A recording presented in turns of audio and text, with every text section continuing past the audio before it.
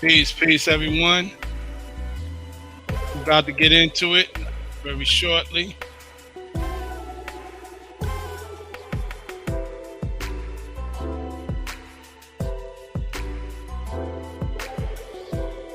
Let a few people come in. Peace, everyone. Joining in on the live stream.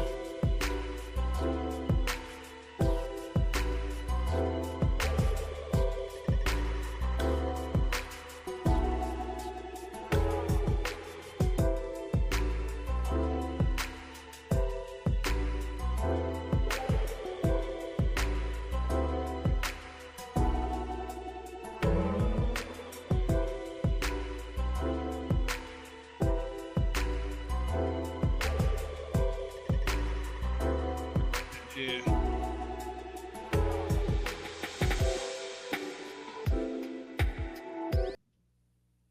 Peace, everyone. I'm your host, Brother Shem L, and we're going up with another episode once again. The name of this one is entitled Let's Really Talk Reparations, Nationality over Personality. And we're going to get into it. I'm going to go ahead and add to the stream my good brother, Sheik brother J. Howard Bay. He got a presentation for you. He got something really good for you. And we're going to have a good conversation here. So without further ado, I'm going to add him on. Peace. Peace. Can you hear me, good brother? I can hear you, good brother. You are live and direct. Yes, sir. Yeah. 100%. Yeah, appreciation. First and foremost to you, brother, for this platform, brother. You know how we do. It's gonna be a good one. That's Oh all I yeah, can say. absolutely. It really is, and I appreciate you as always, man. We got people joining in on the live right now as we speak. Um, so I know you got a good presentation. I got to see, um, I got to see what happened. Where we gonna go with this one? Oh man, we got this already. It's already live. What more truth, more lies says no individual will get reparations. It will be put in the community if it ever happens. We're gonna talk about that. We definitely gonna talk about that. That's what's up. So I I want to start off because actually you actually attended a particular rally last week. We spoke about it in private, and you shared some things with me. So I would like for you, just get a little overview, because yeah, a little overview of what you experienced last week.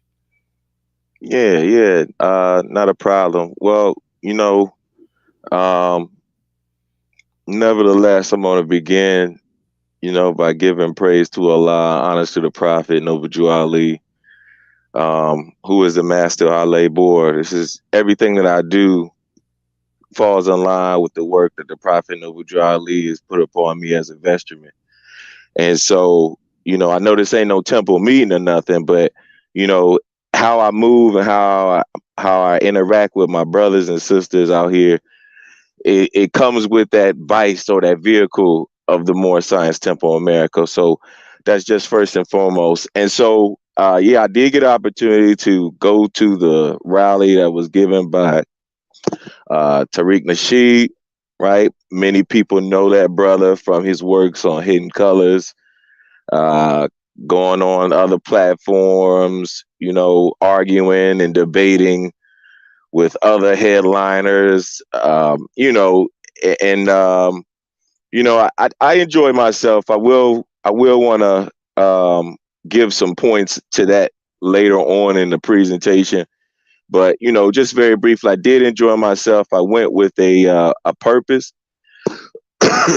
and the purpose was, it was a mission accomplished. But I will say this: me being one of maybe two fezed individuals, and I mean actually physically wearing a fez.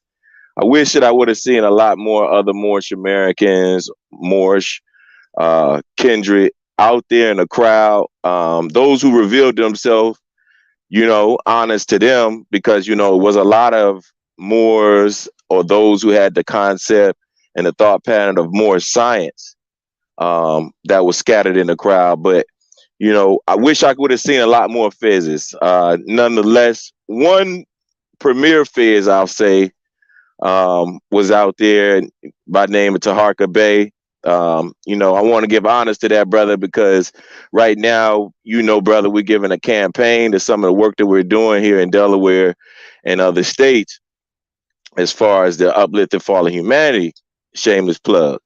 And so the brother did give $1. We have $1 campaign, $1 for 1,000 people. And so I give honors to the brother because he did give $1 to the cause.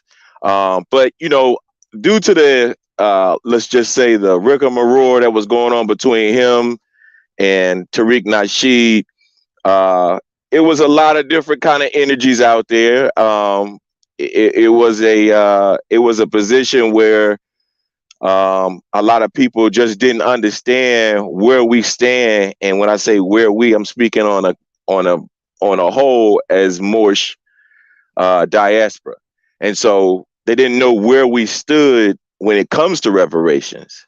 And so I think this was very important to kind of like underline tonight what we're talking about, because there is a position that I took when I was there. I was again scattered around the crowd doing my divine and holy duty. But through the conversations, I will say people are looking for the Moors to do exactly like in the chapter where it talks about the Moorish Americans will run the world. Islam, and I'm saying that from a position of paraphrasing, but it's a chapter in the Holy Quran where it's very much stated that we are going to be the ones that set the world on fire, on a blaze. We're going to be the ones to run this thing and lead the charge in these things.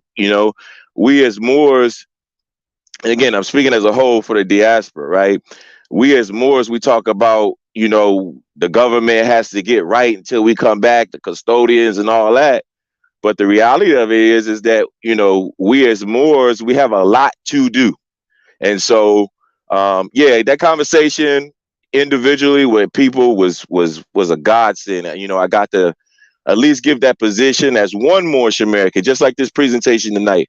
I'm one more, right? And so I hope whatever is presented tonight will give a plus and not a negative to the ideals and the concepts of what Moorish Americans think throughout this nation. Islam.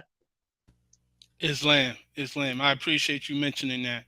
And it sounds like overall, from what you're telling me, that the experience was positive. So just to be clear, for the most part, you would say that um, people were receptive to you. Was it a mixture Oh of yes. okay, Oh yes. Yeah. And so and so it's online. A lot of different angles was taken that day, including myself. I was live. And so those who follow, and I don't want to give glory to the negativity that's following, you right? know, um, the overall goal we have tonight, right? And so I'm going to be very broad with my statements, but those who want to know about it, it's online, right? About the dramas that was placed between Morse and those from the camp FBA. And so, and if I'm saying that wrong, I apologize. I'm just not a part of that drama. Okay. And so, um, overall, a lot of the personal conversations that I had, like individual, like a person asked me straight up and said, "Oh, so you do believe in reparations?" And I think that's what we talked about before. So yeah, it was a good conversation around the board.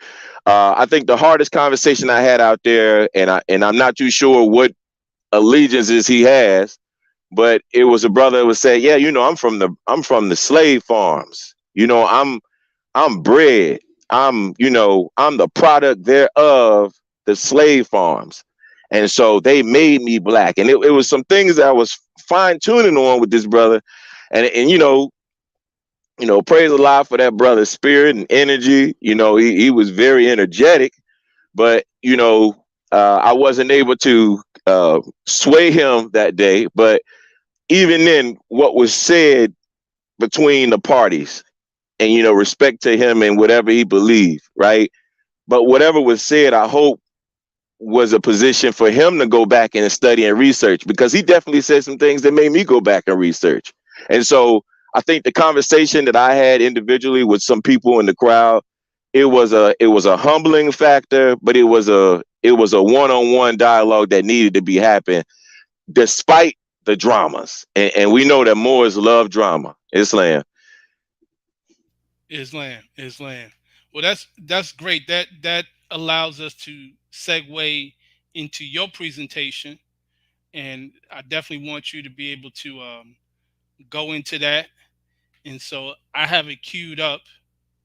So we'll just take it from here, and you can tell me if you see the presentation, and just let me know from that point, and so we can get it popping. Give me one moment, my brother.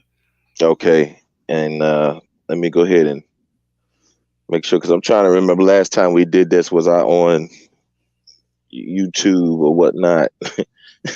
So I might have to do that myself.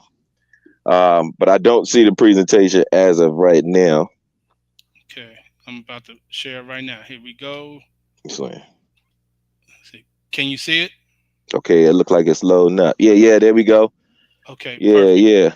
perfect. Okay, okay. And Okay, so, yeah, yeah. So I got about, like, what is that, like 10 slides, 12 slides. I'm 15. not going to, yeah, 15 slides. I'm not going to labor the Moors. I'm not going to labor my people today. Just 15 slides. I hope to be very direct and to the point on this. Um, and so the first slide pretty much asked that question I spoke about earlier. It was a master question asked that says, do the Moors support reparations? And, I put the question and then I also put the answer. And so it's a master question. Those who know from our literature, it says yes and no. Yes and no. And so that should be stated individually, like I spoken before, because I do know Moors who do not agree with reparations per se, um, and that's okay, and that's all right. I, as a member and an officer therein, the Moor Science Temple America, am speaking on one um, uh, point uh, into what the prophet left for us in this presentation. And so this is not, oh, I'm saying, oh, yeah, every Moorish American should get down with this. This is just a Moorish American saying this is what has been left for us. And so the connection with the Prophet Noble Drew Ali is kind of like where we're kind of going with this. And of course, Moorish Americans, I know you guys know what it is that the prophet left for us. And so when we talk about reparations, we still come into that question, yes and no, because a lot of us know we have been redeemed in this day and time, in this new era and time, by our prophet. And so the redemption and the rescue of being ransomed has already happened for many of us. So, yeah, yeah, we're going to try to get into these little 15 slides. We'll try to work what we can. We'll take the blows as we can. All right, Brother Shim? Islam. All right. And so, right there, we're going to start off with the Prophet Noble Drew Ali. The footprints are clearly cut. And so, the Prophet Noble Drew Ali made statements, and you guys see it on the screen. I'm not going to read it in its entirety, but this is from the Prophet Noble Drew Ali giving an understanding and the Moorish leaders' historical message to America.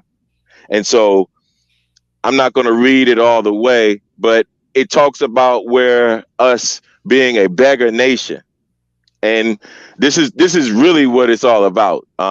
We have been for years asking and petitioning and lobbying and rallying and meeting for reparations. And so that doesn't put us into position of where we should have been, right? Um, if we are going to sit there and say, oh, well, we're begging the government to do this or do that. The Prophet Noble Drew Ali give us an opportunity to know that the beggar nation will never fully reach the full attributes that it has to reach. And so us as Moorish Americans, us as so-called Negro, Black, and colors, we are here and saying like, oh yeah, we're trying to become a nation and we're trying to be a nation within a nation, which is something in itself. That's a whole nother presentation. But being a nation and trying to put ourselves on that ear as we are supposed to be.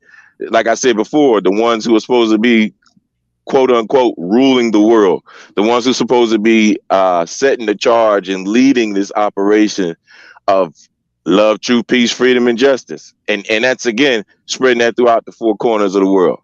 And so the Prophet Noble Drew Ali says right here, and I read briefly just to the point.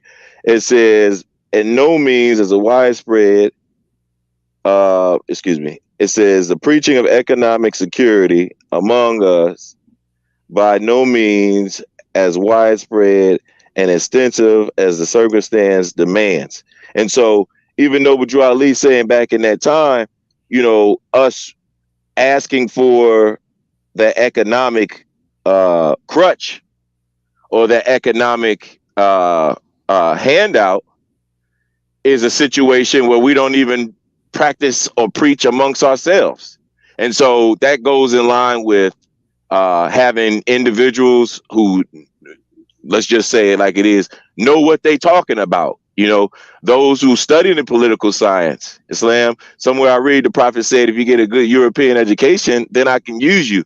Now, a lot of ideologies follow behind that, where brothers and sisters say, well, the higher self and the lower self attributes to that, but it's also a vibration to the political science major that I spoke about before.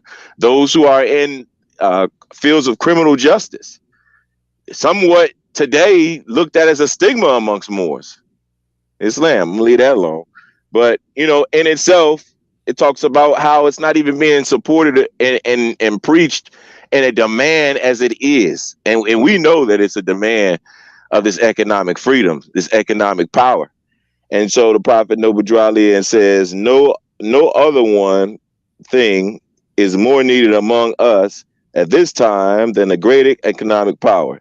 Better positions for our men and women, better business employment for our boys and girls, and bigger income will follow our economic security. We shall be secure in nothing until we have economic power. Here it is. A beggar nation, or a beggar people cannot develop the highest in them, nor can they obtain to the genuine enjoyment of the spiritualities of life.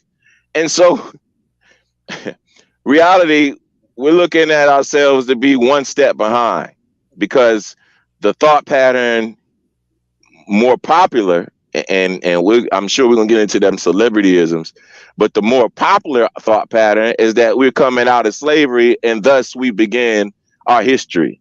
And so we know that's simply not true. We have a vast history well before the years of tyranny and slavery. And so we know this is a position where we need to practice economic power.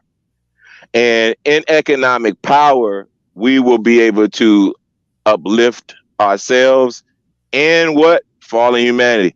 The master question is asked, why was the Moorish Science Temple of America founded? For the uplifting of what? Fallen humanity.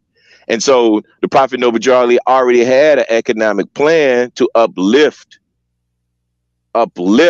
those who are downtrodden, just recently released from slavery. And I think that's a lot of people just kind of skip over that. But this is a person who coming in a time where, again, I always talk about it, sharecropping. They just recently coming out of things called Reconstruction. Islam. All right, next page. All right, yeah. So I'm going to give honors where honors is due. So we got grassroots. This is a key word now. A lot of the presentation that I heard was talking about grassroots, and this is a buzzword right now, grassroots, along with reparations, right?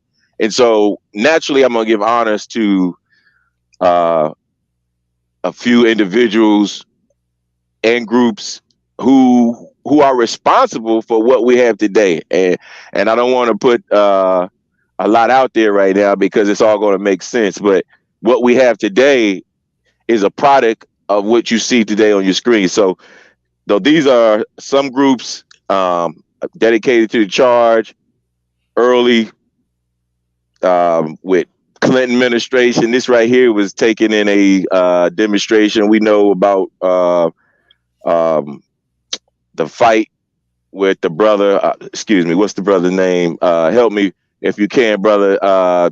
Brother Coates. We know about the brother Oh, Coates. Tahisi, Tahisi Islam. Coates. Yeah, brother Ty Islam. I'm gonna let you have that one, brother Coates.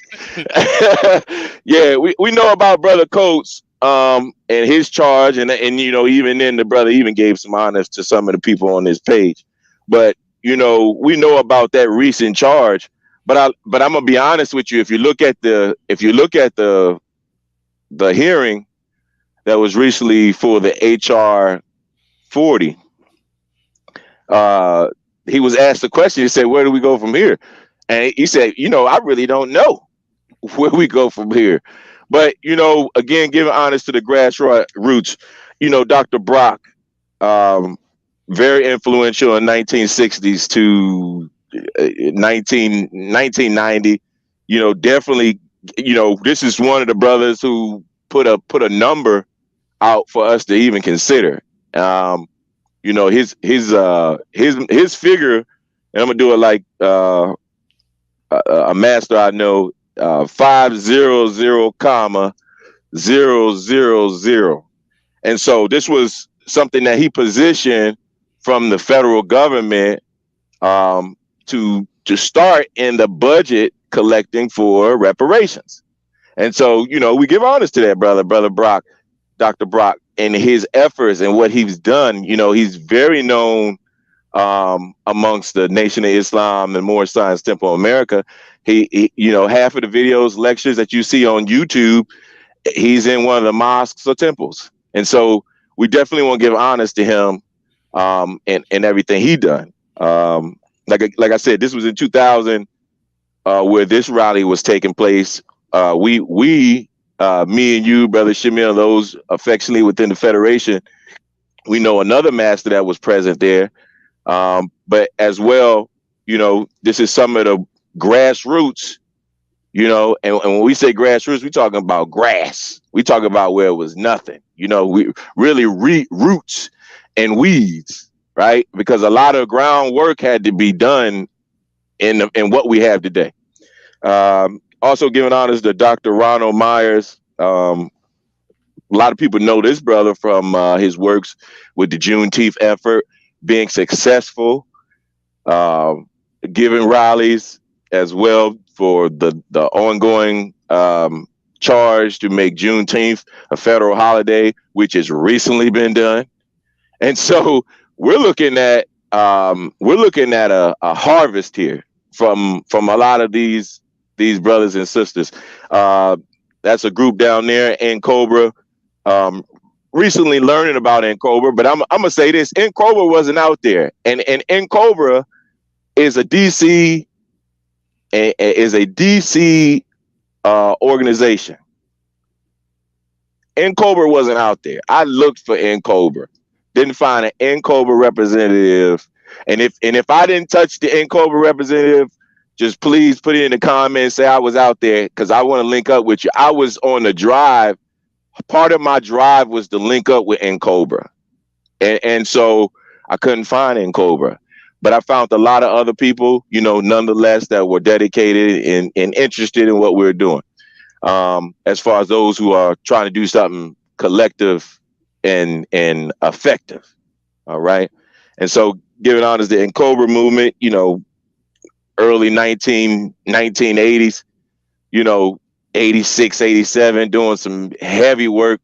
That organization is responsible for a lot of the charges of legal efforts for reparations. So a lot of the lawyers, a lot of paralegals, a lot of different groups linking up with in Cobra. And DC funny organization, but I'm going to say it again. I did not see in Cobra out there. And I'm not saying that in Cobra don't promote the brother. I'm just saying I didn't see any representation in Cobra. And I think I might have a thought pattern of why that is or two. But if we can, we'll go to the next slide. Okay. Hey, before we do that, I just want to just add on to what you're saying. Um, with honors, definitely you touched on it, but I want to just put a name with that. Jerome Graham Bay, That's right. right? Who is past form, but he was very active in the reparations um, initiatives. Like you said, there's video of him. One of the videos is on my YouTube channel where he does speak about reparations, but acknowledge him as our Supreme Grand Governor of the Federation, Moorish Science Temple of America. And he was not only active, I came to find out, not only in D.C. on the federal level, but also in many of there were several meetings in Baltimore where he was a resident of as well. So I just wanted to add that on before we go to the next slide. So, Yeah, yeah, yeah. It's just Camelback and again. Jerome Graham Bay. Respect to the work again to these two brothers on the page because he honored and respected these two brothers. Even was working with the Cobra organization, and so um, like I said, like you said, you can go on C-SPAN, right? And right, you can put in that, and this is C-SPAN is a national uh, archivist organization that archives through journalism a lot of historical events, and so this is a historical event. This happened June 19th, 2000.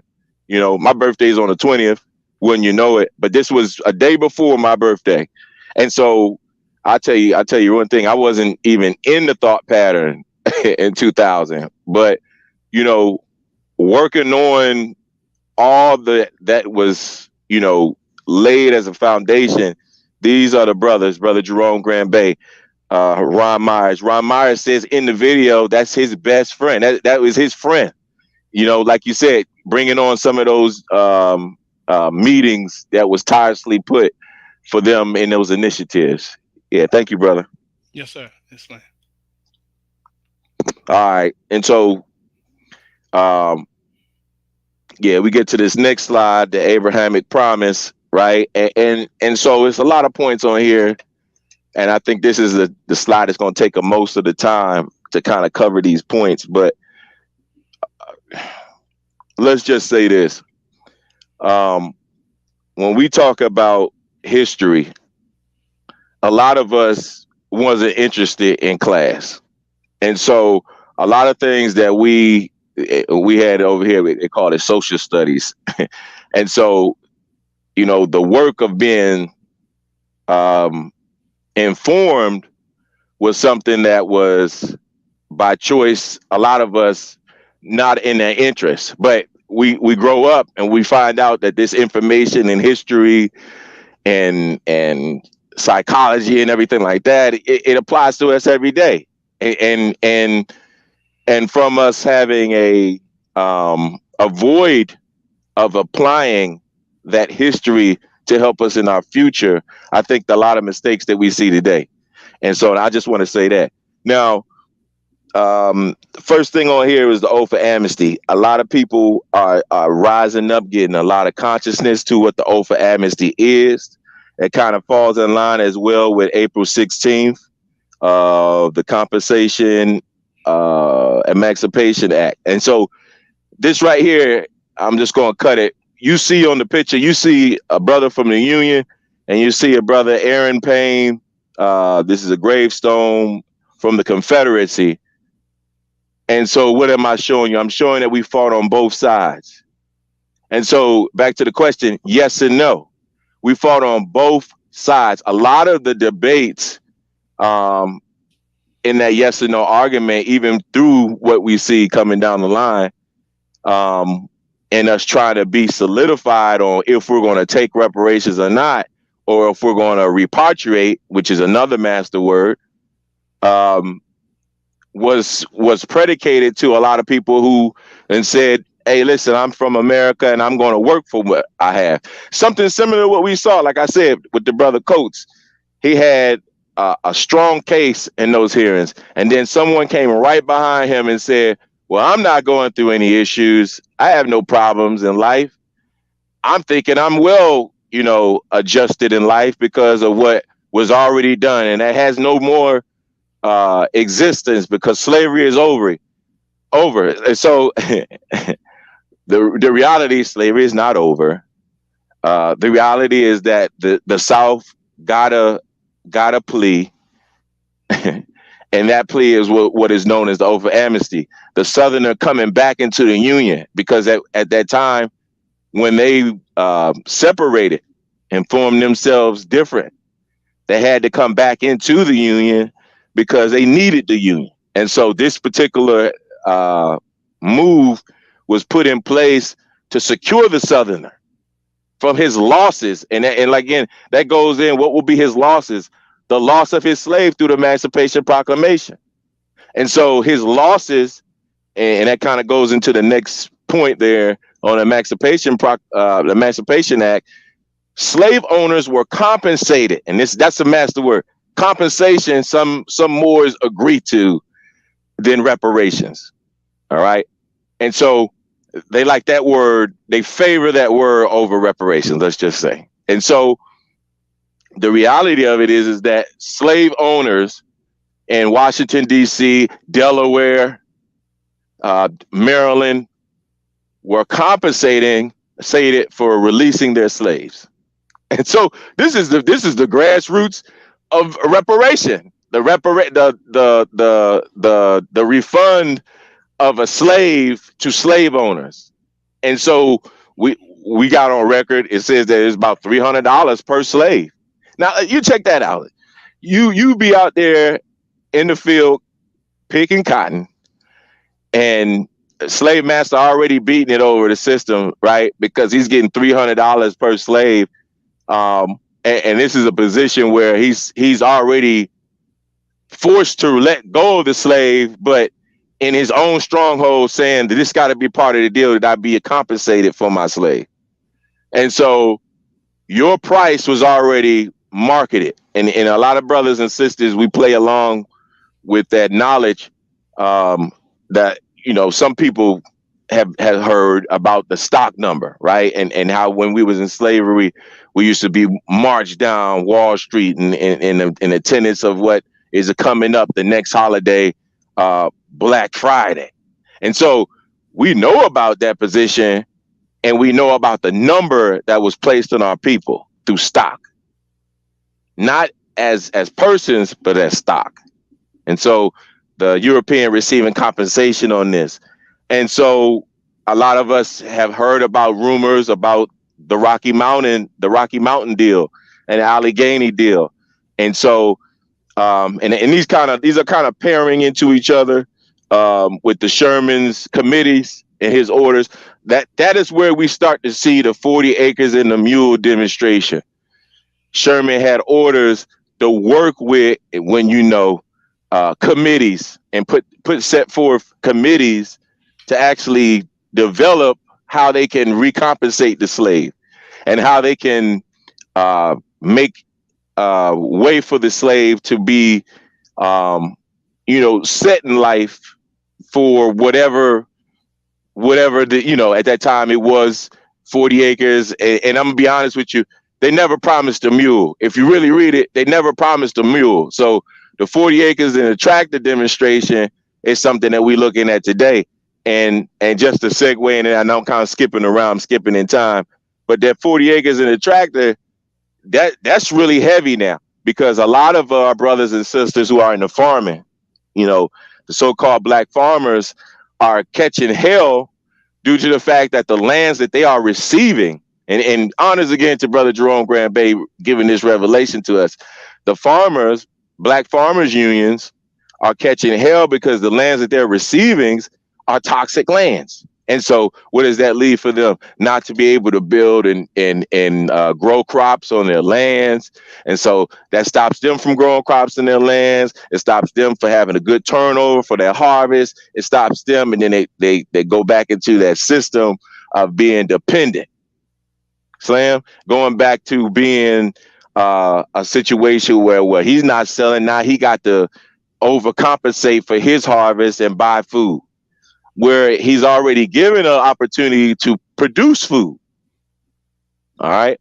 And so kind of one of the things that was also put in that position with the Sherman's orders and this 40 acres and a tractor demonstration was what you see the last bulletin, the Freedmen's Bureau. Now, the Freedmen's Bureau was based in Washington, D.C. It only lasted about a few years. I'll be honest. A lot of that has to do with the assassination of Abraham Lincoln. Uh, a lot of that has to do with the vetoing of the actual bill to set forth reparations to our peoples with the following president thereafter. And so the Freedmen's Bureau did do work. They did do work as far as registering individuals. I mean, this was the work of that time. And so when we looking at what we have today, we have a lot of time timelines to look at, because one thing that we cannot do as a people is become stagnant. Okay. And so we have to, again, look at our history and take note to our history so we won't make the same mistakes. One, but we also will know what worked. Islam. And so the Freedmen's Bureau was successful in working by handling a lot of that education deal. A lot of the universities, uh, HBCU, though it be philanthropists who are donating monies, and the hot word again, the Jewish Zionist groups and people who are keeping these organizations that was supposed to be ours funded today is a all. But coming out of the Freedmen's Bureau, like Atlanta Clark University, um, but we got to pay attention to what those universities were promoting out. They were promoting out at that time agricultural trades, but it kept you still in the trade. It did not promote what we said before, how individuals are going to school today and they're obtaining degrees in business management, uh, degrees in economic and financial arenas. And so this is what's needed today, afforded by what we've struggled and what we've overcome. And so, the Act of Emancipation Proclamation kind of spearheaded all these things, but we were still falling short of that signature that was needed to move us to that certain lot of land here on this shore, or that initiative for people to rally behind that idea of supporting, even in that time, the Freedmen's Bureau. Even in that time, we know that the brother right now, he got the conversation, Kanye West. And so it kind of spears into us with the celebrityisms. If these people say these things, I'm going to tell you right now, it gets attention. And so if I say these things, yeah, it might spark a couple of thought patterns, but it brings no attention as these individuals who can reach the masses. And so, yeah, it's good. We got individuals who are coming out and they bringing out this information, but the reality of it is that they're still on the leash. They're still on a position where they are still not saying Islam.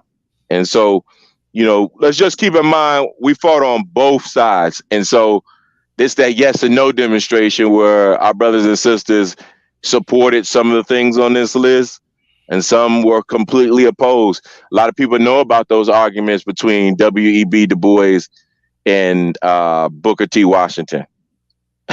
Very, you know, another trendsetter uh, with the UNIA, Marcus Messiah Garvey. And that's just going back to that last slide about grassroots Islam. Um, yeah, brother. If you had anything to add in, I'll go to the next slide after that. Islam. Islam. All right. And so we're gonna keep, like I said, one thing that I'm into is timelines, and so we're gonna keep this party going. Um, to the fact that yeah, we went through the Reconstruction era, talked about a lot of land that was allotted to individuals. We've seen things that come into our own, like the Black Wall Street projects, And brother, right now I'm gonna read something from your own book, brother, and it really helped out on this position. Yeah, I'm gonna read from your book right here on Land of the Free, you Islam. know, and so um, the reality of it is that brother, you put it down. You you put it down in your own demonstration. And so let me just read in part. It says, it's the law of the land. All right. And if you don't have the book, of course, I'm sure the brother has various ways for you to get this book. But just reading the insert out of law of the land, it says, when it comes to land, there is something called land law. Land law is a type of law that works with the rights to utilize, isolate, and prohibit others from land in many jurisdictions. Land is classified as real estate or real property, as opposed to personal property. Land use contracts are significant as part of the land law, implemented on the land rights of one person, such as the easement may institute the land rights of another. Mineral rights, water rights are closely associated with interconnected ideas. Land rights are such as elementary class of law that that they will progress even when there is no government to oppose upon them. And so let me stop right there. And so right now, what are we going to say? When we look at reparations today, we're going to say, oh yeah, we're definitely after the land.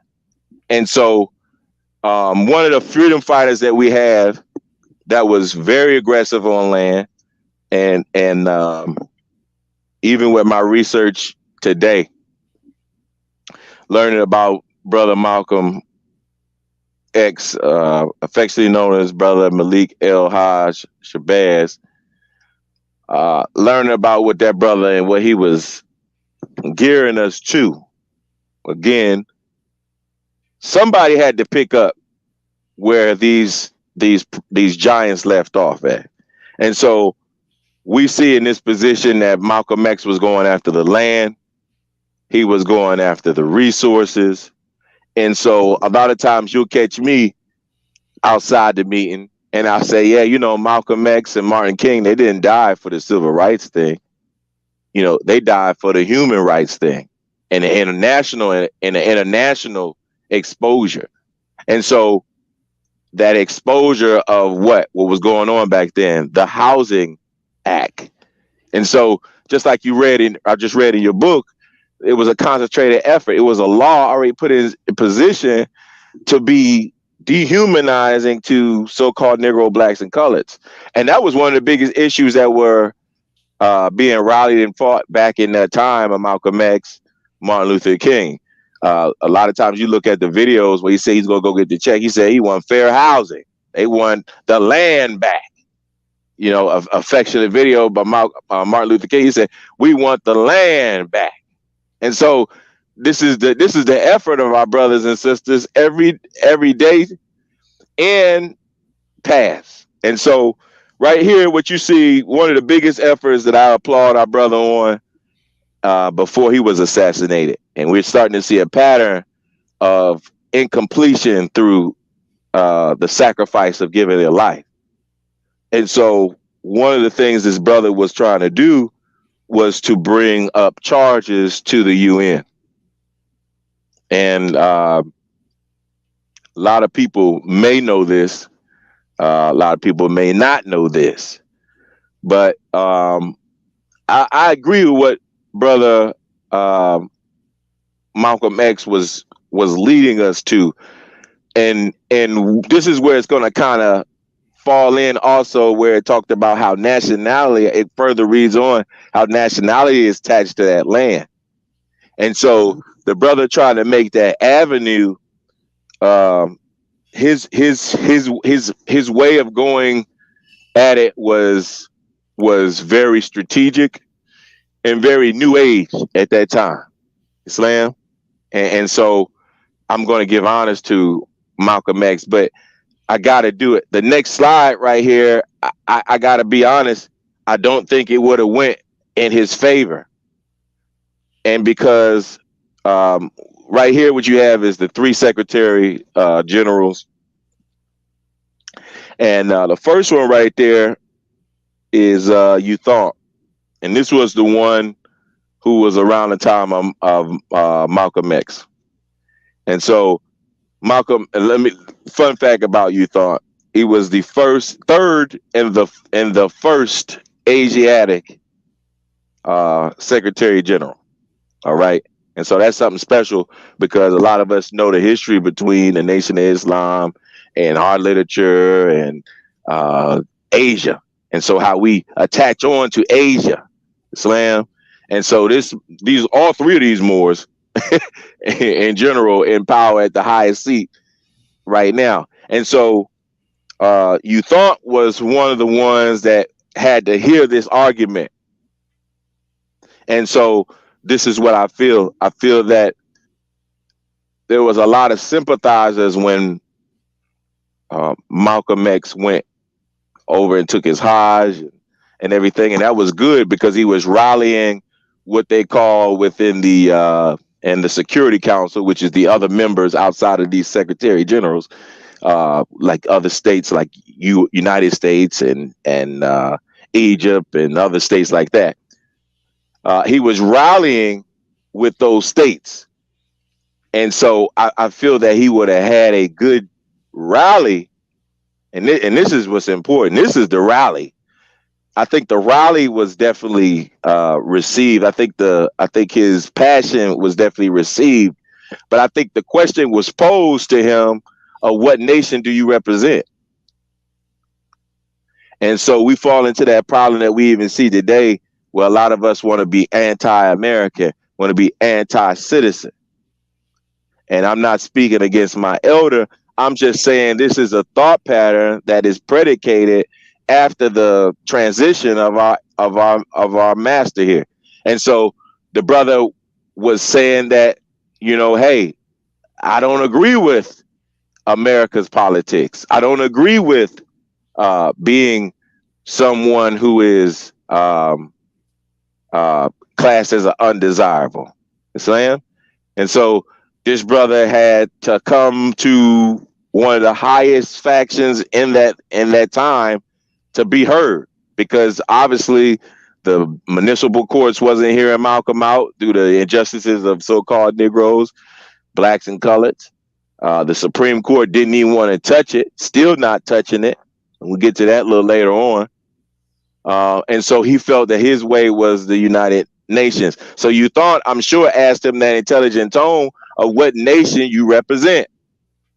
And I'm sure when Malcolm said, hey, I'm an American, and I'm sure I'm an American, he said, we already have a state representative in this particular Security Council. And that's a thought. That's a thought right there, y'all. I mean, I don't want to go too fast on this because this is very important. I don't want to skip this. I honor my ancestor, brother Malcolm X, but we realized that this was a hurdle that he had to cross, and so that hurdle was the question of what nation do you have backing you? What nation do you have that supports you? And so let's be real honest.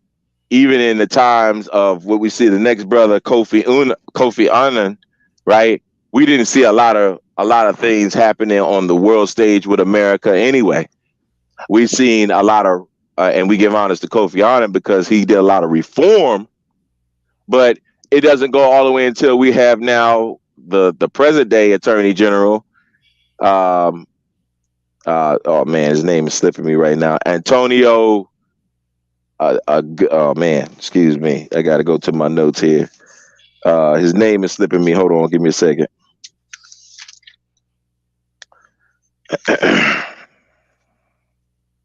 Yeah, Gutierrez. Yeah, Antonio Gutierrez. Presently, which is Asiatic on the end from Peru. And so I'm gonna give honor where honor is due. We do have a sister recently who just made a public speech, and this is what we coming into in our own. A sister just made a public speech in the UN not too long ago, about 2 months ago, on the statement of reparations. And so I implore people to go and check that out. But this is the highest stage. Now, even for the sister that's going out and doing it with Antonio from Peru, okay, there's some hurdles even for that sister. And the next slide is going to pretty much outline how the UN works, okay? And so I'm going to be honest with you. The Prophet Noble Drew Ali is anywhere I see the connection. The Prophet Noble Drew Ali is in the UN. And so anywhere I see the connection out of their article, out of their own universal declaration of human rights, you have to have a nationality. You see, the UN don't hear individuals.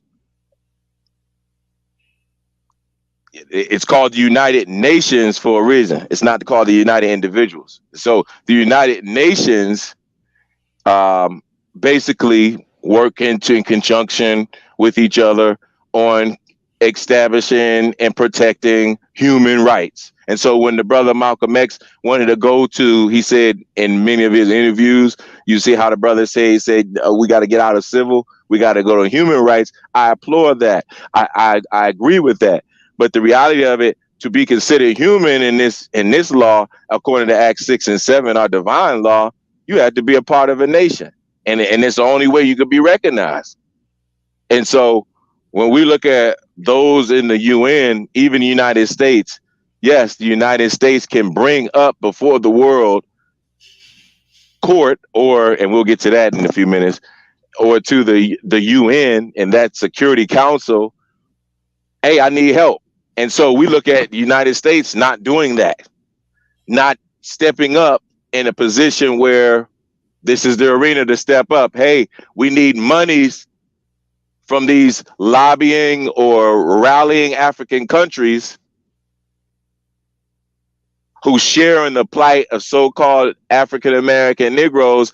And again, honest to all the Pan-African organizations, but the reality of it is, I know a lot of so-called African Americans going back to Africa and not wanting to return. And so that's going back to that master word repatriation. And so are you receiving the benefit there? Some are. Some aren't. Some are looking for those countries to assist us in our works that we're doing over here. Honestly, I'll be completely honest with you. I have a lot of friends from all over Cameroon, uh, um, Uganda, and so I talk to those individuals, and we speak very briefly. Islam, can you hear me, brother? Islam, I can hear you. Okay.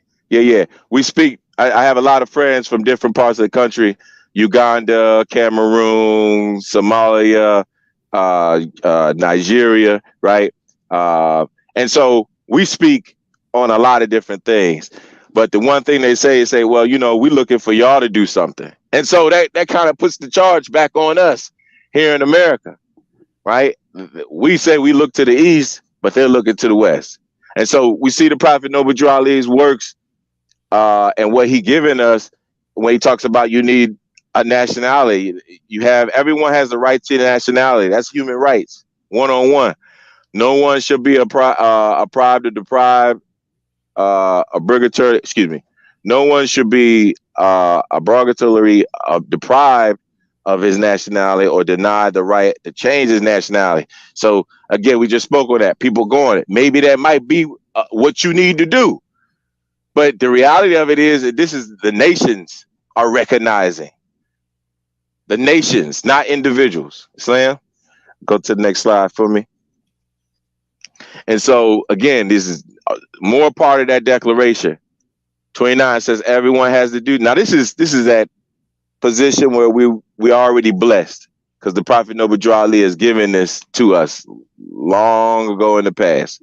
And so it says what everyone has the duties to the community in which alone the free and full development of his personality is possible. And so what are we saying right there? That we all have a duty within our community. And if it's possible, we definitely shouldn't be lacking, right? The next one says, hold on, I know it's pretty small. That's what I'm trying to read off this screen, y'all. It says, in the exercise of his rights and freedoms, everyone shall be subject only to such limitations as are determined by law solely for the purpose of securing due recognition and respect for the rights and freedoms of others and meeting the following requirements: norm, morality. I'm trying to read this, y'all. Public order. Public order. Thank you, brother. Public order and general welfare in a democratic society. And so this right here, yeah, I see where I brought this at. If you can read 9, because it's kind of cut off a little bit for me, I can just see it Okay. says these rights. Go ahead. Yeah, these rights and freedoms may in no case be exercised contrary to the purposes and principles of the United Nations. Okay. And so right there, United Nations is definitely telling you we ain't overstepping. And so let me just tell you real quick. We're going to go a little bit more into this, but the UN works in a certain faction. Okay. The UN will only intercede with um, another nation on certain circumstances. Okay. And so that's why we see a lot of people make petition to the UN for help. Right. And so when it comes to the UN, it has its attorney generals who are basically top world diplomats. We just seen those 3 individuals with the past and present. And so they are like top diplomats who speak as humanitarians for the world. And so each and every one of those of that Security Council is also supposed to be a representation of humanity and those who honor what we're reading today, which is the the Declaration of Human Rights. Now, we can automatically see where the United States has violated. We already know when I stated earlier that slavery has not ended.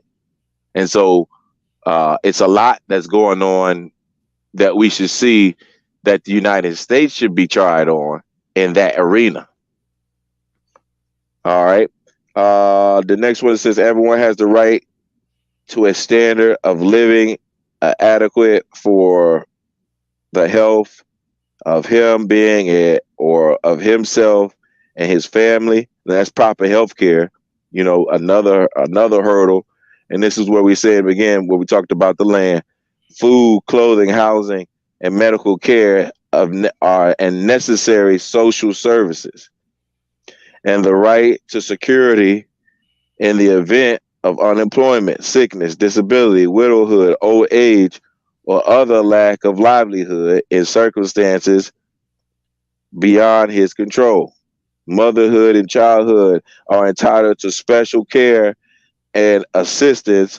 All children, whether born in or out of, and I can't read that last part, but I'm sure it says something Wedlock. about wedlock. There it is. So thank you, brother. And so again, we see that this is how the Declaration of Human Rights is supposed to be honored by everyone who holds a seat in that Security Council. United States holds a seat in that Security Council. Are they in violation? You make the decision. Are a certain class of people not affected by these rights as being a human? Slam. All right, brother. I'm a segue back to you, brother. We go get to that sister right there. Yep, yep. And so I last time I was on your show, brother, I spoke about her, and she just got elected, and so we see nothing still from this sister, right? We see nothing still from this sister. Okay. I'm gonna be honest. I implored the Moors. I petitioned the Moors to write her letters because we said that she was over religious rights, human rights, and civil rights. Now, this is her expertise, her arena. I have heard nothing from the sister. Mm. Yeah. Next. Next slide. We're gonna go move on. Nothing. Okay. And so, again, giving honors to our dear, dear brother, Sage Master Jerome Graham Bay, who had drafted up a master document and wrote the World Court. So a master question was asked to him, right? Those who are in the chamber, we know that master question. But I just wanted to go over the World Court and its functions as well, because this is another arena of where I believe Malcolm X was going with this. And so he was going to petition the World Court to bring charges against the mistreatments. And so I do believe if some of those countries that would have brought charges against the United States that he was rallying with would have stood behind that deal, we probably would have had some allies in what we know as the continent of Africa. But I think it's pretty funny because even on the World Court, they have a small demographic. And so let's be realistic. Let's break this down. The World Court that's in The Hague, most people affectionately call it, is The Hague, right? This is not to be how do we say, this is not to be confused with the ICC, International Criminal Court, which also meet in The Hague. But the importance of one tries individuals, another tries nations. And so we are still on that path where the brother wasn't going for individuals. He didn't have an individual. They say, well, the people who was a lot around during slavery are gone. There's nobody there. Well, the descendants are here, but are we charging the descendants? Is that a way for us to go after the descendants in the ICC? Do we have the slave names that we really want to get rid of? I mean, I think the question is kind of open right there for a lot of brothers and sisters who are thinking. This broadcast, again, honest to it, is not just to tell you what to do, but it's kind of to provoke your thought as well. And so, yeah, just to break down this demographic in the World Court, we got to be real. There's only 3 seats that are given to African judges. There's only 2 seats that are given to the Latin American judges and the Caribbean judges. There's 3 seats that are given to the Asian judges. There's 5 seats for Western European judges. All right. 5 seats that are given to Western European judges.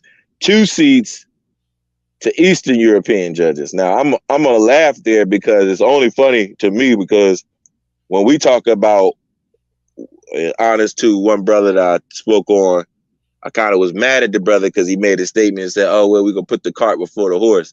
But he made another point talking about residuals. And so when we talk about going to the World Court, it's a lot of different other nations that need to get on this particular charge. It's a lot of other nations. The Prophet Noble Drew Ali gives us that hint about name some of the marks that were put upon the Moors, right? And so there were nations that put those marks on our people, right? And that's that master question that was asked before.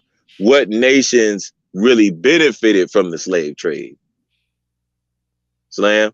I think we might have to look at those European judges of being partial. I think we may look at some of these Asian judges as being partial. quiet as kept. And so today, these are the demographic of this court. And I like this next part. It says two judges are what is called at heart if the nationality is not reflected on the bench. And so let's just put that out there. We got a good covering of different nationalities. Being also pointed out that each one of these, from Africa, from the Caribbean, and Latin America, and Asia, and Western and Eastern Europe, they do not represent their country. They represent a full position of justice, and so they don't hold a particular, let's say, favoritism to their country, even though they're picking from those countries. It's a requirement that they have to be within those countries. So it has to be two judges that always sit from the continent of Africa. Slam. I hope that makes sense. I'm not trying to confuse people. But if there's a situation where we'll say that there is not a representation of a nationality, what they have is called the judges that are Hark. And they are also given the full powers to be completely biased, right? To be completely understanding. And so this would kind of put us in that position. Going back to the past slide, that would kind of put us in position. There is no uh, Western or Northern American judges that sit on this court. And so naturally, I would believe that the two brownest individuals will be put in the heart position. And one of them would be that sister. And again, going back to what we were saying about being on both sides, right? The reality of it is that we have another brother in the Supreme Court who definitely is very vocal in his positions on lacing up your bootstraps, not handing out any handouts or what have you. And we have a sister who is parallel to that, who is quiet.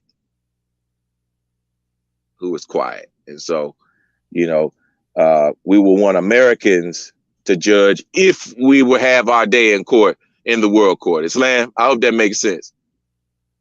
Islam, absolutely. Yeah. Outside of that, I really wouldn't know. I think we would have a fair shot with our sister if she said anything. But again, I'm going to say it like I said last time. I'm hoping the Moors will write that sister and have her make a statement, at least say something, sister, because we were all we shall overcome when we put her in there. Islam. All right, we go to the next slide, brother. All right. And so I'm just trying to push this up, man, because you know I'll be talking, but HR 40, this is where we are today. All right. HR 40. Okay. Now, honest to our ancestors, this would have been a proper way to go through it, but we have to make lemonade out of lemons, so to speak, right? And so let's go back to that understanding about that rally on uh, June 19th, 2000. That rally was pushing for this particular initiative, HR 40, as well, which was uh, basically brought to my attention just the other day. And a lot of people don't really know what HR 40 is. And so just this slide alone, where there go brother Coach right there with Danny Glover up there. I know a lot of y'all remember this. They brought all these celebrities, again, celebrityisms, to come up and speak about. And it was funny to me because they brought up a lot of that. They brought up a lot of that color purple demonstration. But you know, Danny Glover, he came up there. He said what he had to say. But yeah, this is the HR 40. And so the question is, was it passed? Now, the HR 40 wasn't nothing but an initiative for us to study and talk about reparations. And so the role Therefore, the commission, here we go, I'll read it. It says, this bill, and this is from the actual website, congress.gov. So I'm not pulling this out. This is actually their position of what this bill was supposed to be. All right. And so it says, commission is a study and development reparations proposals for African Americans Act. It says this bill establishes a commission to study and develop reparation proposals for African Americans. And it says the commission shall examine slavery and discrimination in the colonies in the United States from 1619 to present and recommend appropriate remedies. So it also says the commission shall identify one, the role of the federal state governments in supporting the institution of slavery. And so that's a lot of going back into our black codes and things like that. Two, it says forms of discrimination in the public and private sectors against free slaves and their descendants. You know, when we talk about public and private demonstrations, that's real. That's on board. That's real. What they used to call it subtle racism. That's on board. Subtle racism comes in the forms of going out and fill a job application and never getting that call back because of the shade of your skin tone. It goes both ways.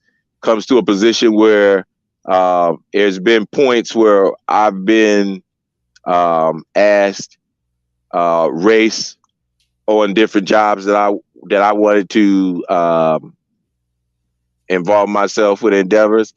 And simply put, I asked them why I didn't get the job. It was like, oh, we was looking for only 4 or 5 blacks. We was looking for 2, 3 whites. And so we're looking for only such a number of Asians. And so when I tried to place myself in that demographic, we already filled up with that. And so, like I said, it goes both ways to the fact where it's a systematic demonstration because it kind of also puts you back into a position where they're not infringing on the other laws of discrimination. And so they say, oh, well, we're equal. All right. Back to the subject at hand. It says the form of discrimination to the public and private sectors. All right. Against the descendants. It says lingering negative effects of slavery on the living African American and society. And so that's what this whole bill was all set up to do, just to start talking as we're doing tonight about what we can do. It goes back to that Sherman order. And that's why I kind of put it in quotations, the committees, because these are the same committees going back. Sherman met with different prolific leaders who are in religious sectors. And so I don't find it, odd if you look at the full video, again, just that small little piece right there with Danny Glover and Brother Coates. But that whole position of using different individuals from the religious sector still is on board today. A lot of so-called civil rights leaders have reverend or doctor or these attributes before their name, and having maybe a neology or some kind of seminary study. And so the reality of it is that we know that the religious position has a lot to do with nationality as well, because what the prophet brought us was a position of uh, divine national, which is important, which is very important, a divine and national aspect. But this is just what this bill was put together, and a lot of that fighting, a lot of that moving to hit this initiative is progress. And so, this is actually happening in real time. This HR 40 demonstration. If you go to the next slide, brother, I think that kind of puts that out there. Yeah, this is real time. This is real time. So more. The mayors organized for reparations and equity. All right. Now, right there. You just look at this list. These are cities, and each one are unique in their own, but these are cities and states who have set a charge individually through city municipal level. All right. Just throwing some of these out. Livingston County. I mean, excuse me, Evanston, Illinois. Evanston, Illinois already are putting out a position to have 10 million over 10 years given. So that's $10 million every year in the effort of paying out for reparations based off of HR 40. Right. Asheville, North Carolina. 200 million passed. Now this is when I say when you see passed on it, that means it ain't no conversation. It's already agreed. All right. And Asheville, North Carolina, it's already agreed to give that amount of money to urban renewal programs. And those are some catches. We got to look at how reparations is being placed, so we can recognize it and take advantage of it. All right. Durham, North Carolina, right? Temple number 2, right? Supreme Temple number 2. Listen, I ain't got to really tell those who are in that active charge, but it says it right there. Voted and approved budget of $6 million for racial equity task force. I ain't got to say a lot, but I mean, this is just some of the things that we can get involved with.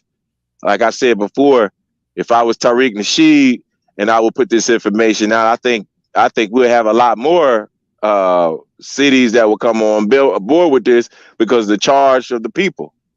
You know, if I was Dr. Kaba, I think I would have a lot more people who will actually be aware of this and able to get involved, or like they say, get in where they fit in.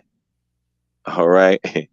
um, this is a good one right here. Tallahassee, Oklahoma. The mayor has put a pilot up for reparations programs. Rhode Island. Right now, Rhode Island is one of those that's still pushing those studies of truth finding. Truth finding is just basically, like we said before, on the initial bill, finding out how it affects within the city or within that systematic racism of what we know today of unjust stop and frisk, police brutality, right? Real time slaveryism. All right. Um, let's see. Oklahoma City, again, another commission brought for the truth finding. Sacramento.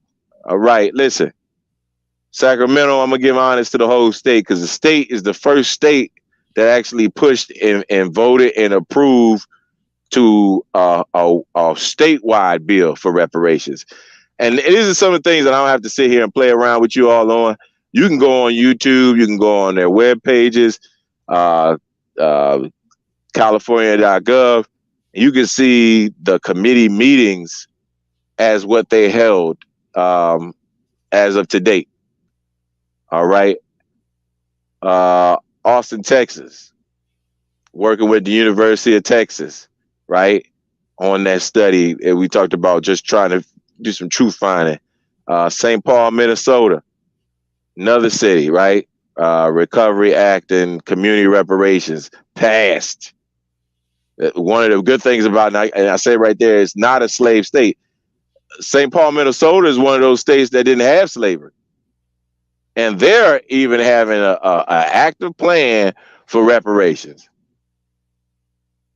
I think I'm going to say that again. St. Paul, Minnesota never has suffered in their law the support of slavery. They were not in that business. Yet, and still, this particular town or city has put together an initial plan to pay out for reparations. All right. Neither was California either. Delaware ain't on. Well, we'll get to Delaware, but Delaware, I'll be honest with you, they need to be on this list. They need to be on this list. My position for Delaware, it should be in the next slide. But last one on here, it talks about even housing assistance. And again, so that's all falling in line with the HR 40. HR 40 is effective. Kind of goes back to my original statements as I kind of bring this to a close.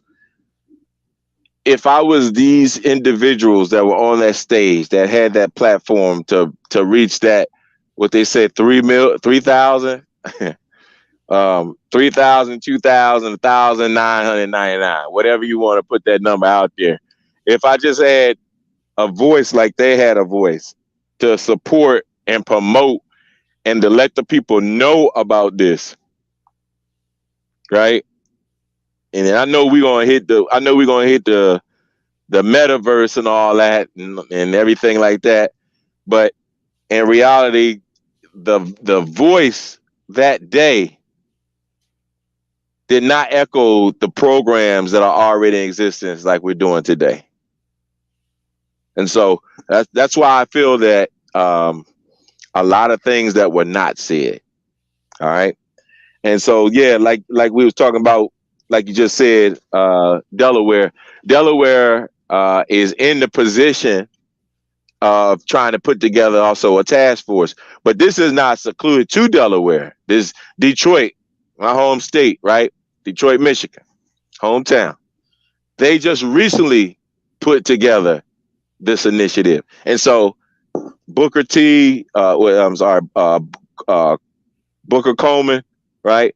Booker Coleman out of Maryland. These brother has uh, popularized the HR 40, and so now we have some people who just knew and some people that didn't know. I hope tonight that a lot more people that didn't know about these initiatives, and that kind of goes into the next slide, brother, to the divine plan of the ages of what our prophet Noble Drew Ali, and because we are of those who know, right? And I'll be completely honest to you. When we see, and this is really an older uh, depiction of the last candidacy, you kind of make some familiar faces out there um, who have won and those who were defeated. Like you see, like that one that says the white. Let me see. It says the white Working class. whoring class. Yeah, working class. You said You whoring know, class. I'm sorry, I couldn't see it, brother. Yeah, the white working class, the old establishment, the climate change, immigration, right? School busing, defeat a certain past president. Now, this is reality. These were some of the old arguments, but reparations, like I said, was one of the big elephants in the room. None of those topics were handled, and so what we saw was a strong charge from Tariq Nasheed on not voting. I'm not going to say that everyone on the panel supported that because they did make statements on voting for something that is worth voting for. And and to be real honest, I'm not that kind of guy, but I know how things can be misconstrued. But uh, the forum was to promote voting with some speakers, and then to see the brother come up and say, "Well, we not voting, we not doing none of that because they don't respect us. Ain't nothing being done unless we do it." And so the brother had put this semblance as well of, okay, we're going to do it ourselves, but didn't inform them of the initiatives of his brothers and sisters that already have done the work in Washington, D.C., the very place where he decided to meet. And so, what are you going to Congress for? If we are going to, and again, nothing wrong with that meeting, but the reality is, why were you meeting? What was the rally actually called for? It wasn't called to petition Congress because Congress already showed you what they're going to do.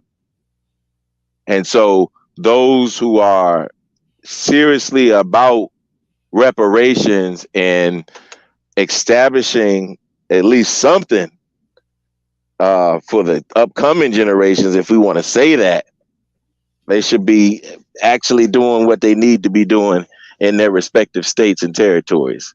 Okay.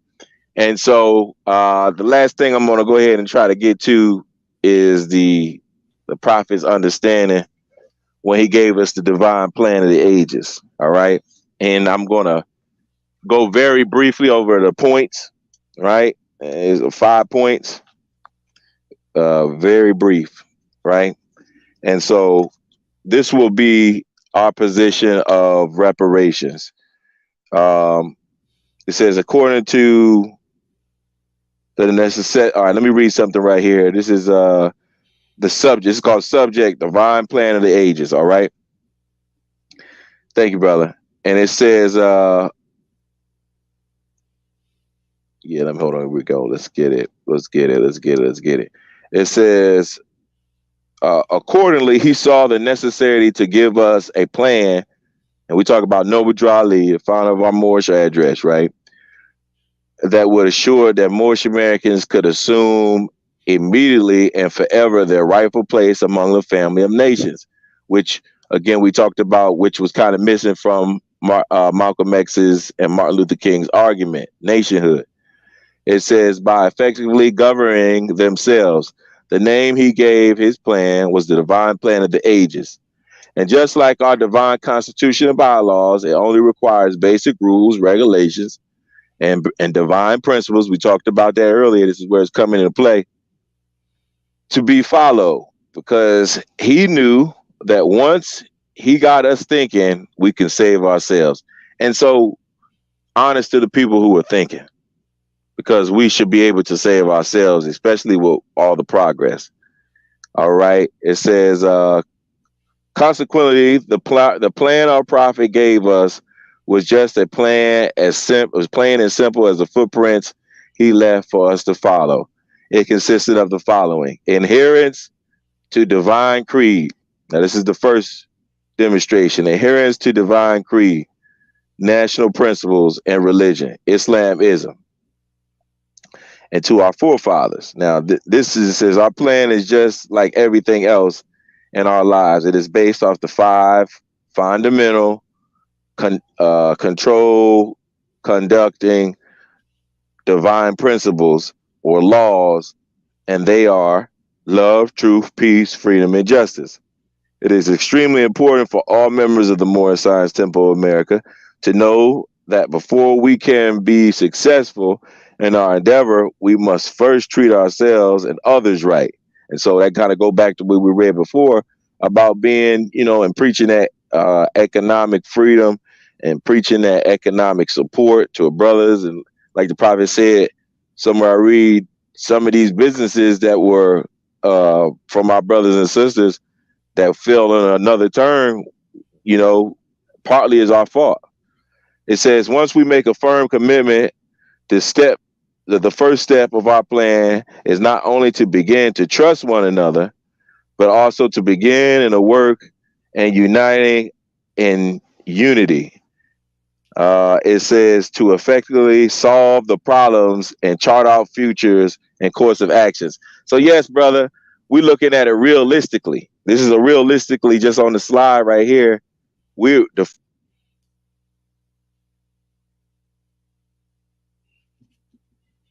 Islam, are you there? I think my brother dropped off.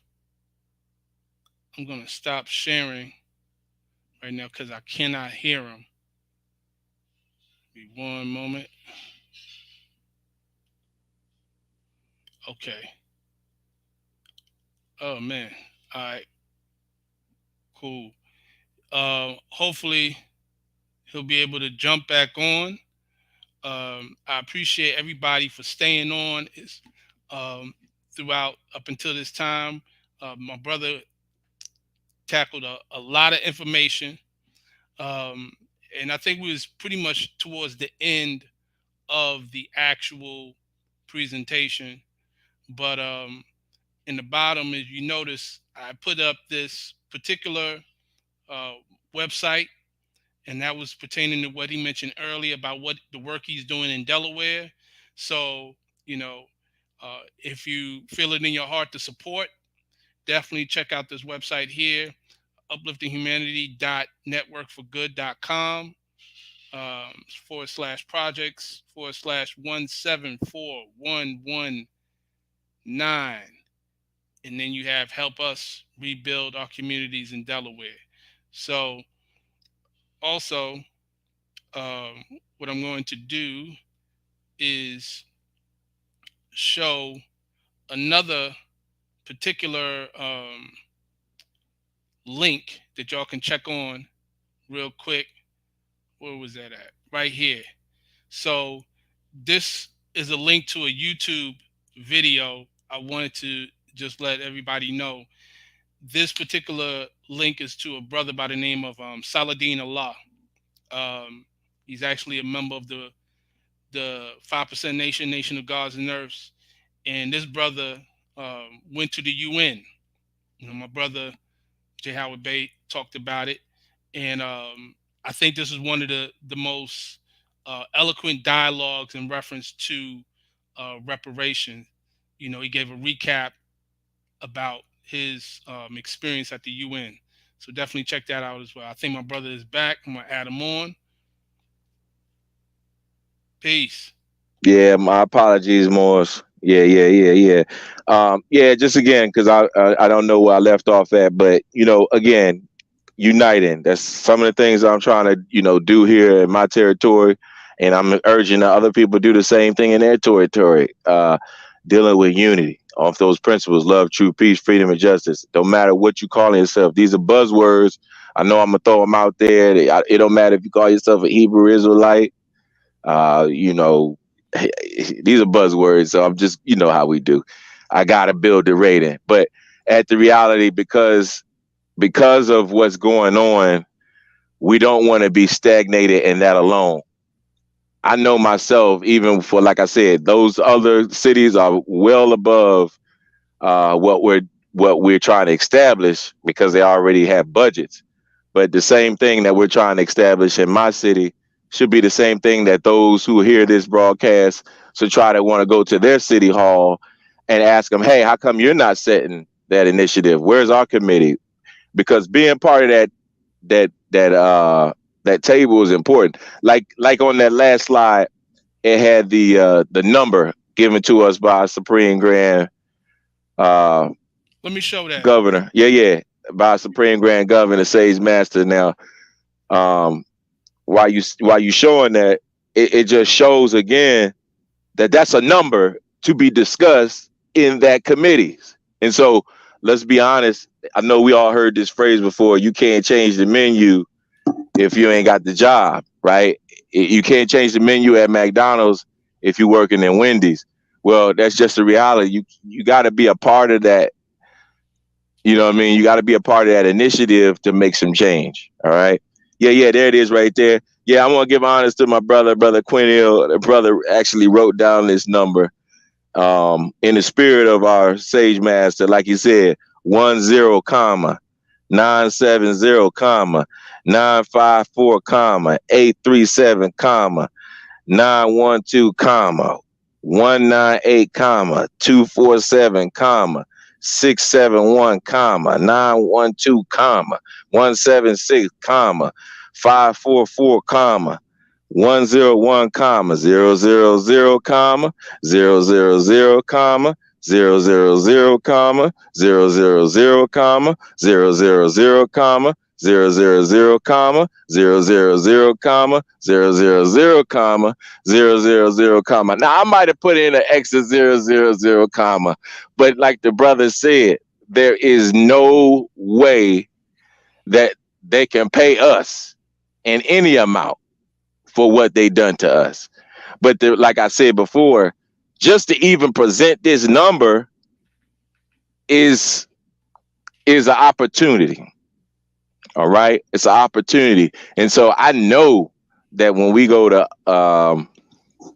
the next um, meeting, that me and a couple other brothers and sisters are working an initiative to try to at least get this number heard and discussed.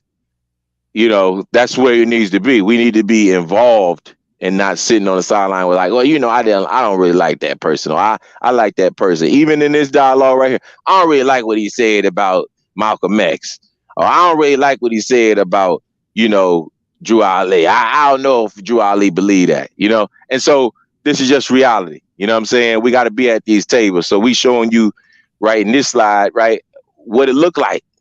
Right, it used to be what's that movie, Mo? I think the dragon, where the brother was like he sat there for a little bit. He said, "Say, my man, what it looked like." This is what it looked like. You know what I mean? Some of these efforts right here, is what we got to take on housing, and we talk about the Housing Act was put in place, but there's still some disenfranchisement. There's still some displacements happening, right? We're talking about education. We talk about good education and employment, not just sending them off to say, "Oh, you're going to be a worker." Education to be some of those trades or um, uh, uh, degrees and mastering uh, doctrines that we all know that's needed in arenas where we kind of make a void, to cover some of those deficits of what we would say more individuals in the arena of criminal justice. All right, good land, like I spoke about that before. That was the position. That was the position about being that toxic lands. Um, Redlining policies. I didn't get into that too much, but law reforms and removing systematic racism kind of still fell in line with what that HR 40 is. Healthcare or economic mobility, healthcare, restitution, and state and federal buy-ins. And again, that's all by you being involved in your local community, going out to the meetings that you need to be going to, right? The Prophet Noble Drew Ali, which we're going to finish this out talking about how we are supposed to be productive, you know. And so, like I said, that was the first demonstration about the Prophet Noble Drew Ali, involving unity. So again, all those in that plan for that first step, we have to meet in that council or in the committees. Second thing, the Prophet Noble Drew Ali gave us an understanding was spiritual enhancement, right? And that spiritual enhancement comes through the relation and divinity. We can get up there and talk, and that's what most of those speeches were about. And honest to these brothers. I'm telling you, honest to the brothers and sisters that got up there and spoke, because they ain't say no lie. It just really wasn't productive. We could talk about how we are kings and queens all day. I got you on that. We go through different dynasties. I'm sure we can go and talk about different type of rites and rituals. I'm sure we can go over different types of culture that we are now experimenting and learning. But the reality of it is we need something tangible. And so even with the Prophet Noble Drew Ali, he tells you that it's still a part of the plan. And so we're not separating that from what we got going on, because I said earlier how we had most of the spiritual leaders that were involved in that. And that was, you know, in its time for a reason, because that was some of the places like, a lot of, like I said, a lot of those churches were some of those hubs for innovative thought like we see today. All right. And so, yeah, the Prophet Noble Drew Ali telling us about that spirit and giving us an opportunity to have that spirit of patriotism as well, that spiritual enhancement and the bond with our Father God Allah, right? And so having that patriotic spirit and having that divine spirit. Noble Drew Ali talks about both of them in his plan, right? Um, yeah, third point would be education. Like again, like I spoke on there briefly, education and employment. It says truthful education. That's how the prophet put it. Truthful education. It says, as the Prophet Noble Drew Ali enlightened our minds to the knowledge of truth, it becomes clearly evident that not only should the European nations, that not only has the European nations miseducated us, but that those who have the same false representations are but half truths as they're being taught to our children. It says in the Europeans' educational system consistently The plan calls for truthful education of our children. It says everyone is involved in their earthly salvation and stating point as a base. That starting point as a base is our educational system. For the Moorish American Muslims, we have what? The Sunday school. And so, yeah, we it's the economic freedom and that education for our youth and our young ones. And again, I got to give honors where honors is due. Here in Delaware, um, one of the schools that are being built here, I'm supporting, right? And again, it goes into celebrityisms, but a lot of people know him, Umar Johnson. Umar Johnson has a school that he's actively putting into works in Delaware, the Marcus Garvey Frederick Douglass Academy, right? And so just be a part of the charge. I mean, I can't really stress that enough, but being a part of the charge, right? And so education and truthful education is something that we need to be also actively getting into the conversation about when it comes to reparations, because that's how it's going to come. And the one way that the Prophet Noble Drew Ali, his last point was the upliftment funds. Now, Prophet Noble Drew Ali talked about the upliftment fund, right? And this was something that was a self-help demonstration, all right? And so I went very briefly, and I'm going to end up on this point, but just like the Prophet Noble Drew Ali encouraged us to save monies for our future, we know that the Freedmen's Bureau and other organizations and other groups, like, when we talk about those Black Wall Streets again, they set up banking systems. And this was actually a truth that we never been able to, to really know about how in those freedmen bureaus, right, when the banks they did set up that was established, and insurance companies that was established, right? One particularly famous in Durham, the Durham Insurance Company, right? The reality of it is that, yeah, those monies were being deposited from our ancestors. And so we got to really ask ourselves, where's that money? Because what will happen with funds and trusts that were actually set up for the descendants of today. And it's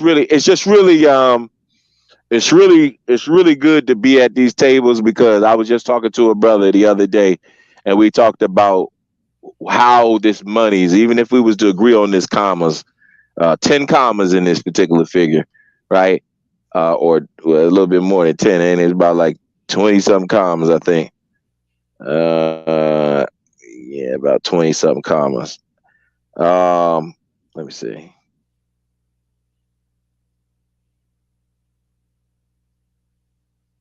Well, about like, yeah, a little bit over 13 commas. And so, yeah, just coming to that table to either discuss a number or discuss how the number should be divvied out. I was talking to a brother, like I said, and he was basically saying, like, I think it should be done like a social security system.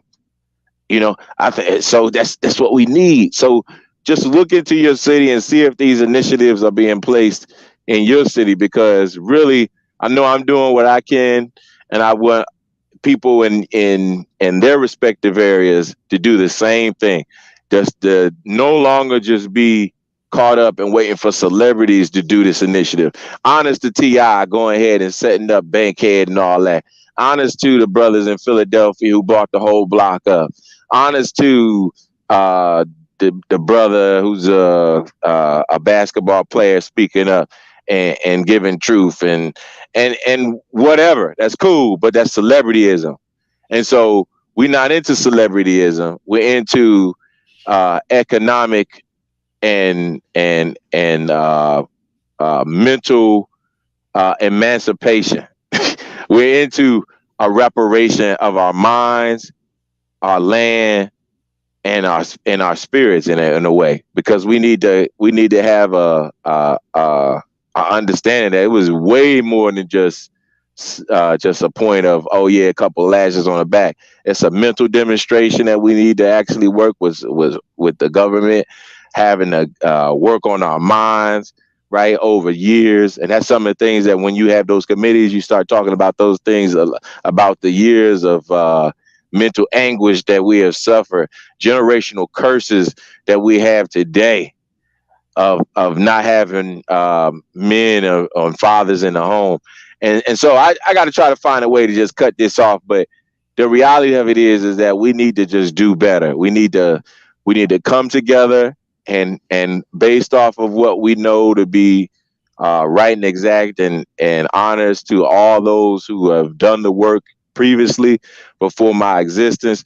But we need to build off of what they had and just go further with it. You know what I'm saying? We just need to go further with this demonstration. We have a lot of resources that I'm sure that when I talk to different Moors, they some pretty business savvy individuals.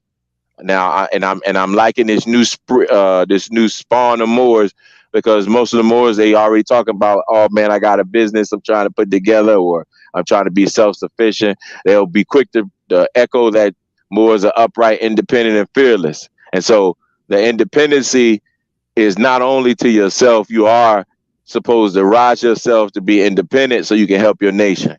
All right. And so you can rise yourself to be independent so you can be a person who could be not a crutch to your nation, but a assistance in general. You know what I'm saying? And so yeah. That's all I got right there, man. Those are some realistic type of demonstrations for us, man. We need to really just stop playing. Like, you know, I'm no bigger than anybody out there that can do work, right? And so what I'm saying is that, I'm not a person who working alone, and I'm not a person who is, just falling for anything either. But I know there are other like minds like myself who are strong enough to do what it needs to be done for their societies. And so, if you got any questions, yeah, all that kind of information is right there on the screen. You got the email. If you're in the state of Delaware, you can go ahead and check us out on our meeting times.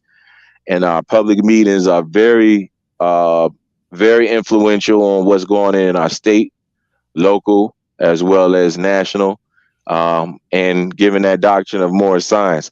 And you got that cell phone number. I give my number out a lot. So, call me if you have any questions, any concerns. You just call me, just let me know. Say, hey, I agree with what you said, and here, let me add on to it. I'm open to that kind of dialogue, and I'm open to criticisms. And so, I think the last thing you got on there is that link, brother. Yeah, that link right there. If you want to be a part of what we're doing here in Delaware, if you want to give and be a part of that initiative, that link is on the bottom. Yeah, we just getting all different type of things together. And so, a lot of things that I can speak about right now because we're having this talk, but just give me about 7 days, you're gonna see the manifestation of it. And with that, I'm just gonna say peace to everyone. Thank you all for hearing me out. I know I'll be talking, but appreciate every last one of you. Appreciate you, brother Shem. Um, you know, any questions, concerns, I'm open to answer them. Islam. Appreciate you, brother. Definitely appreciate you um, for your presentation and sharing your knowledge on this subject. Um, I don't see any questions on the chat, but I have a question, just straightforward. I'm gonna shoot it. Um, after seeing your presentation, and I'm basing this off of what I know has been some of the sentiments of people within the main group that attended the reparation rally that you attended. Like there's been an overall sentiment of, you know forget everything else, just cut the check, right? That's a phrase, that's a catchphrase that's used. Cut the check. So after watching your presentation, if someone was to come to you from that perspective and say, "Yeah, you talk about um, what you call HR 40. Yeah, that sounds good, but that's just a committee to study. We know what it is. We know what the issue is. Just cut the check. That's what they need. We don't need to be going through all that stuff. They just need to cut the check." What would be your response if you was to meet somebody just in conversation on that?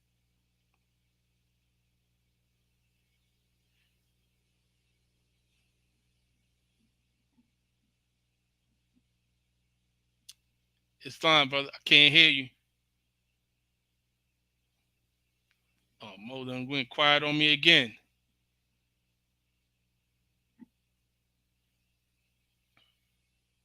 Brother Bay, Hey, can you hear me? I can hear you now. Did you hear my Okay, question? okay. Yeah, yes, I heard your question. Yeah, my question to them, um, of course, would be a dialogue, but you know what I'm saying. Just keep that conversation going.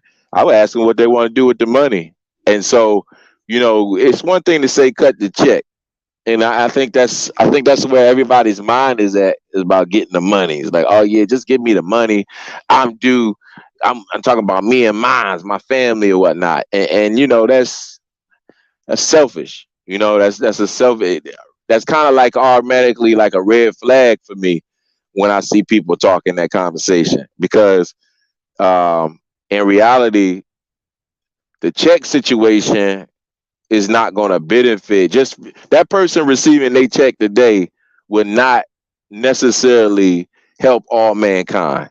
And so I didn't go into each and every one of those states, but some of those states are actually entertaining the individual checks. And majority of those states or cities of the mayors organized for reparations and equality or equity, some of those individuals are keeping it to a faction. And so, like I said, the question that was asked or the conversation I had with a brother here in Delaware not long ago, I don't know if I was cut off or not, is that he brought up a position. He said, "Well, I think we should have the checks sent in like a Social Security type of demonstration."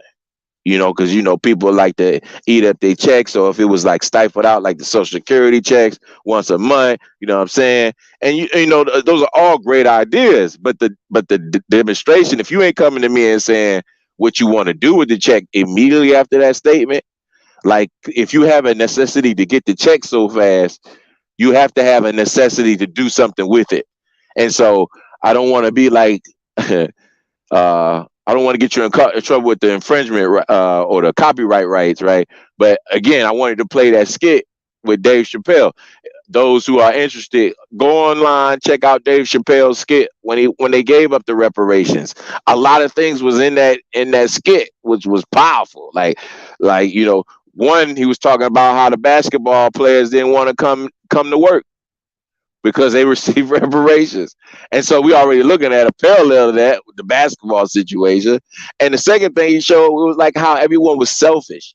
And so like the brother brought a whole like the actual a lot of people I like Dave Chappelle now. And so a lot of people who like Dave Chappelle know that phrase from I'm rich blank actually comes from that skit of Ashley Larry buying a whole cool cigarette truck because he got reparations. And so that statement, "I'm rich," blank, is a product of my a mental slavery. Again, selfishness.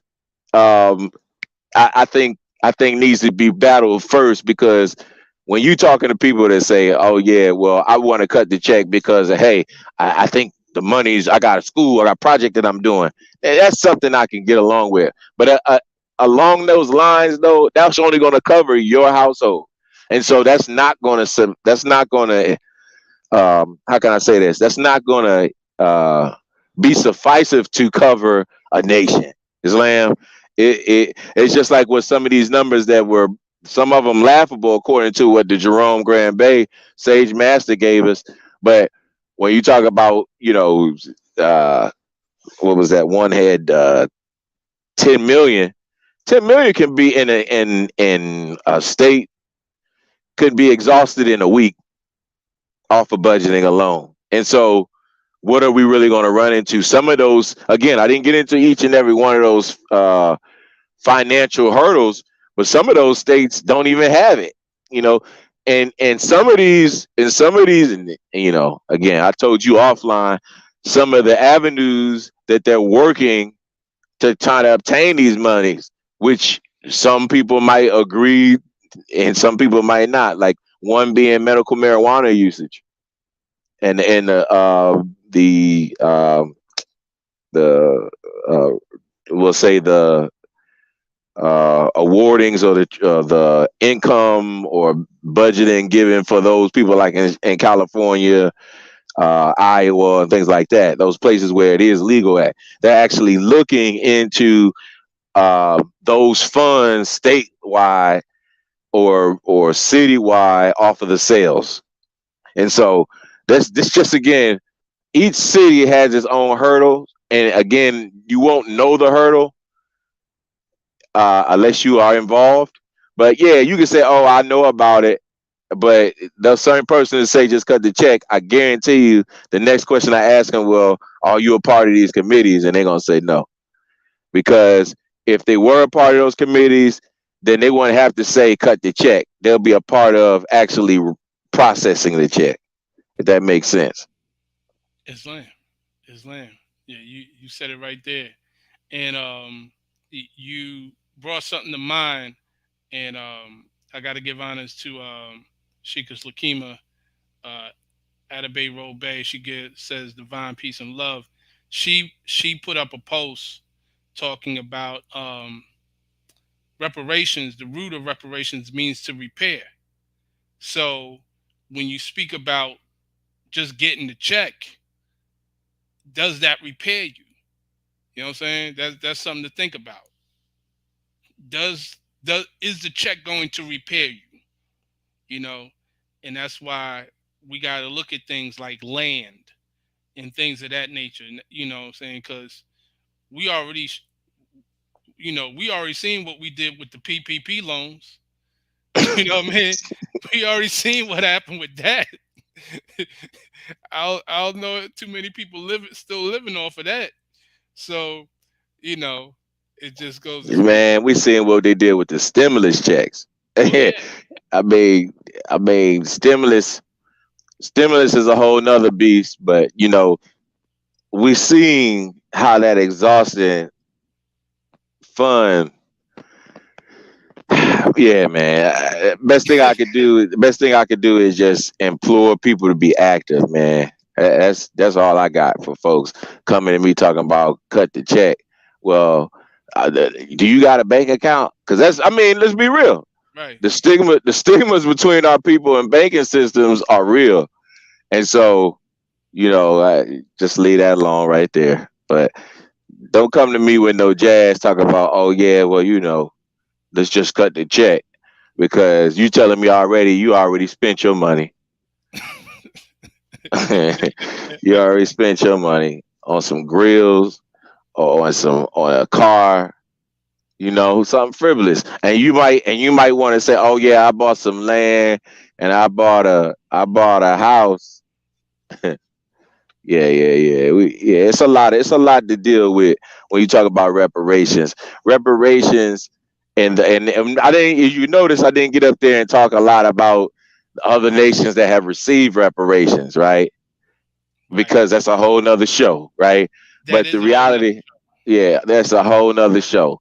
But the reality of it is that they took something and they made it, their own.